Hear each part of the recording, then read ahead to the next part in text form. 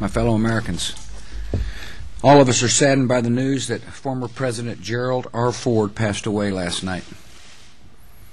I spoke with Betty Ford.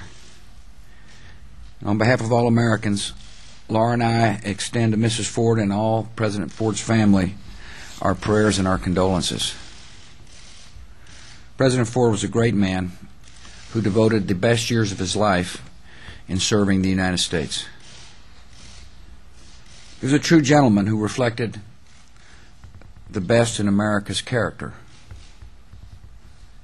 Before the world knew his name, he served with distinction in the United States Navy and in the United States Congress. As a congressman from Michigan, and then as vice president, he commanded the respect and earned the goodwill of all who had the privilege of knowing him. On August 9, 1974, he stepped into the presidency without ever having sought the office. He assumed power in a period of great division and turmoil.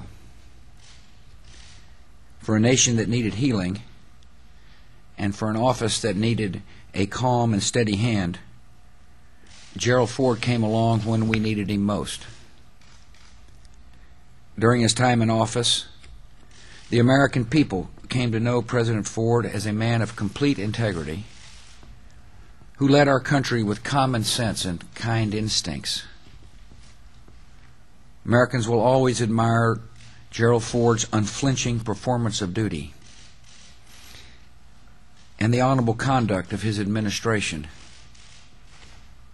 and the great rectitude of the man himself. We mourn the loss of such a leader, and our 38th president will always have a special place in our nation's memory.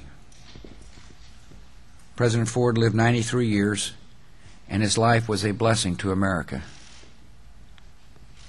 And now this fine man will be taken to his rest by a family that will love him always, and by a nation that will be grateful to him forever. May God bless Gerald Ford.